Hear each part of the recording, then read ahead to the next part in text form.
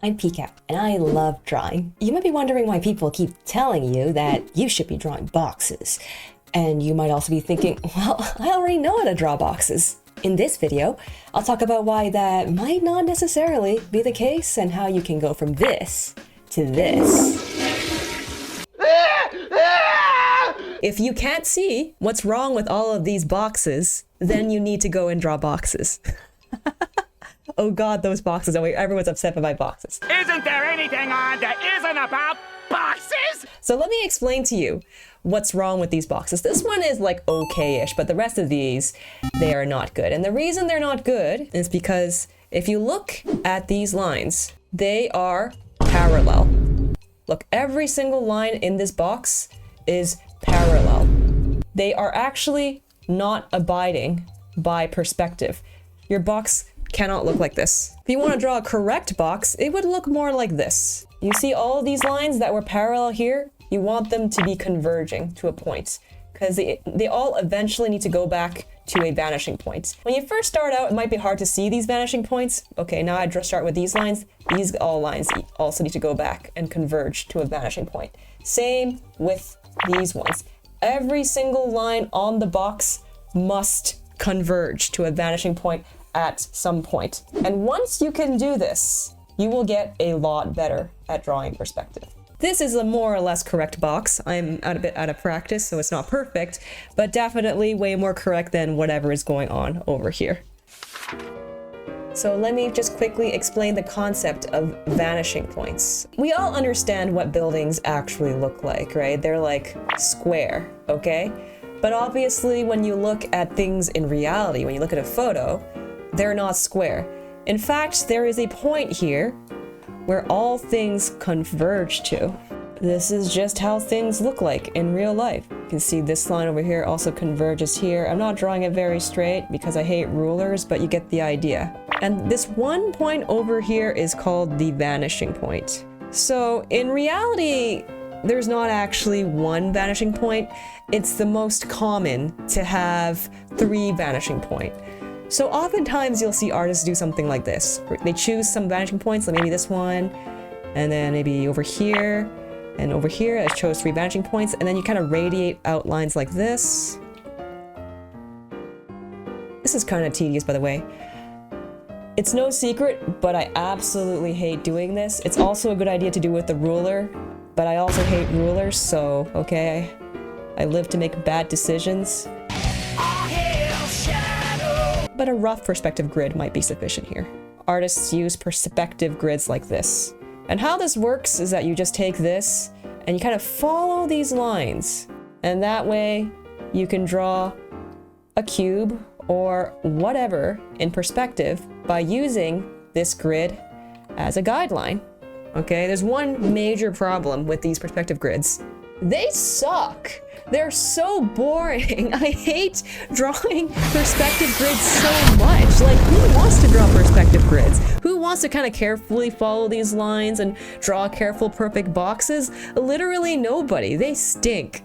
So this is why I advocate drawing boxes. We don't want to learn perspective. We just want to learn to fake it well enough so that nobody can tell we didn't actually follow perspective. This is the whole point of drawing cubes, you guys. Here is actually a cube, okay? These lines may look straight. Eventually, they are converging to a point. Okay, maybe I didn't do this one perfectly. This one as well. All of these lines. In reality, this is why it's called 3-point perspective. I'm not going to actually draw them converging because it'll take too long. These ones converge a bit closer, so there's this one. Okay. I didn't draw them super straight, so they're not exactly convergent to a point, but this is why it's called 3-point perspective. 1 point, 2 points, 3 points. And you need to keep these in mind every time you draw. So that's basically the point of the cube drawing. We don't want to draw perspective. We only want to do it well enough so people think we're drawing perspective. That is all. Whenever you draw boxes, just make sure that your lines converge close enough and people will be tricked and you will never have to draw this stupid thing. That's it.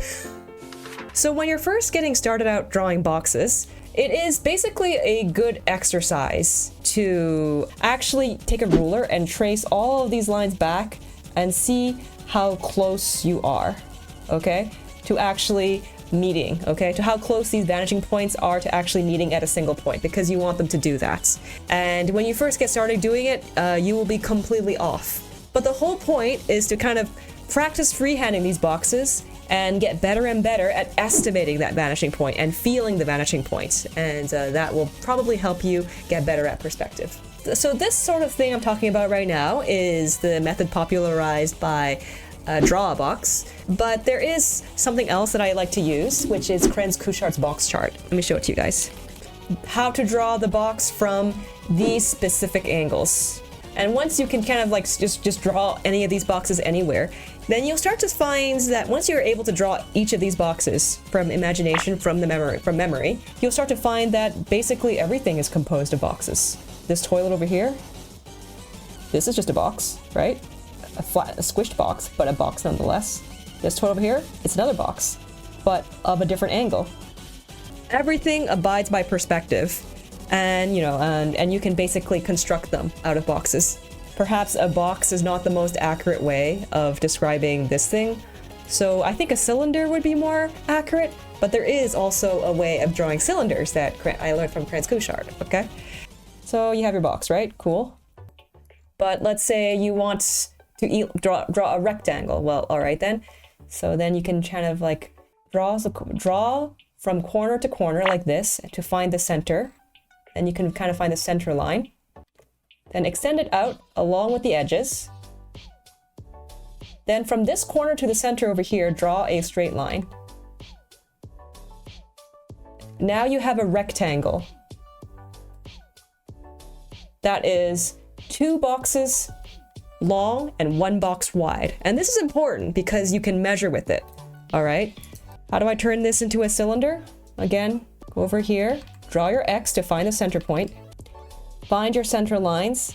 And now you have 4 convenient quadrants. You can kind of connect with the curve to find a circle at the ends. Drawing the back of the box is also a good exercise because now if you kind of do the same thing for the back and connect the edges, now you have a cylinder. And now they have a cylinder, you can start constructing cylinders. So I guess a toilet bowl is closer to a cylinder than a box. I find this specific cylinder over here, that's 2 boxes long, very useful because if I look back at my study account, if I can draw a box from every angle, it also means I can draw a cylinder from every angle. And why is drawing a cylinder from every angle useful? It's because I can start constructing bodies like this. And for me personally, for these arms, I use cylinders that are 2 boxes long and 1 box wide and tall. That's how I measure proportion in 3D. And that's the whole reason I draw boxes. I don't draw boxes because I particularly care about boxes. I draw boxes because I want to draw cute anime girls in perspective, and that's how you build up to it. So I hope that helped. That's my box spiel of the day. Now I can go back to shading Miku. It's all good.